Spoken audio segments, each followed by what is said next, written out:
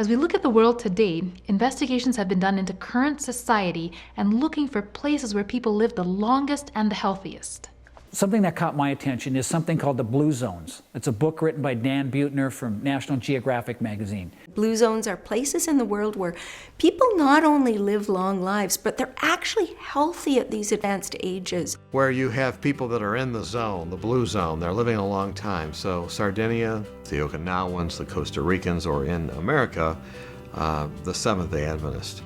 He found 5 zones in the world, and one of them is Loma Linda, California, which is a high concentration of Seventh-day Adventists. One of the group of people that's been studied the most in modern science in this world are Seventh-day Adventists.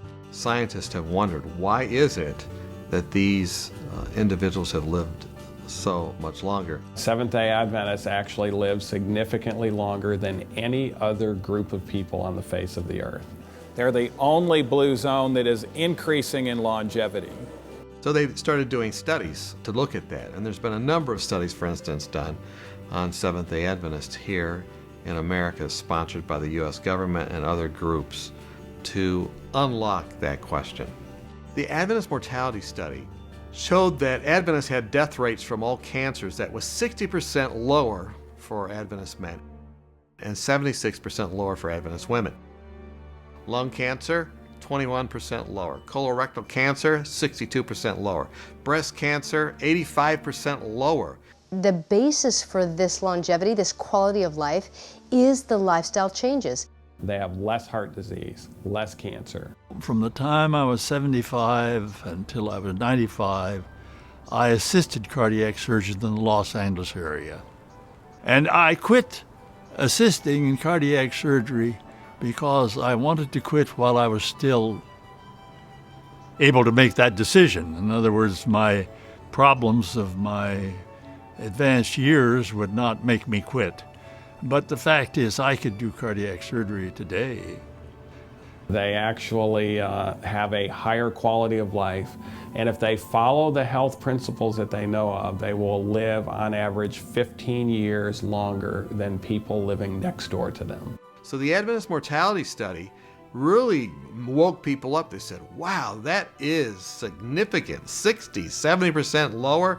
We need to look even closer. Well, they're the most likely to reach the age of 100 and reach it with a health of mind that's still there and still be able to do a lot of things. And we're finding that when people embrace this, regardless of ethnicity, genetic background, we're finding that we're finding longevity, more years, and more life in the years. When we look at this population of Adventists, we note that they have 8 lifestyle choices. These 8 lifestyle principles have been summed up in an acronym known as New Start. And when you talk about the diseases that threaten Americans, you don't think about cholera or malaria or typhoid. You think about breast cancer, colon cancer, strokes, heart attacks. These are the things that Americans fear. And the scientific research clearly shows that the rich Western diet is at the heart of all these diseases. Let's look at 2 of the killer diseases in America today, diabetes and high blood pressure. Adult onset diabetes. We don't call it adult onset diabetes anymore. You know why? Because we're seeing it in children. We call it type 2 diabetes now. We've got an epidemic. Believe me, you don't want diabetes. It's the #1 cause of amputation, the #1 cause of kidney disease, and #1 cause of blindness. In the most recent data, when they look at Seventh-day Adventists, they find some are eating very similar to the general American population. We would call them omnivores. They're eating quite a bit of meat and milk, eggs, cheese. They're the reference group, if you will. Not all Adventists live healthy, so you have the ones that live healthy and the ones that don't. And so you can study them as a subgroup. If you look then at those who start getting away from those animal products, they're eating them very seldom, you find that they only have maybe 60% of the risk of having high blood pressure or diabetes. You move to those who've gotten rid of the poultry and the red meat. They're just having fish and dairy products and vegetarian sources of nutrition. They're cutting their risk roughly in half. It continues to go down until you get to the vegans among the Seventh-day Adventists.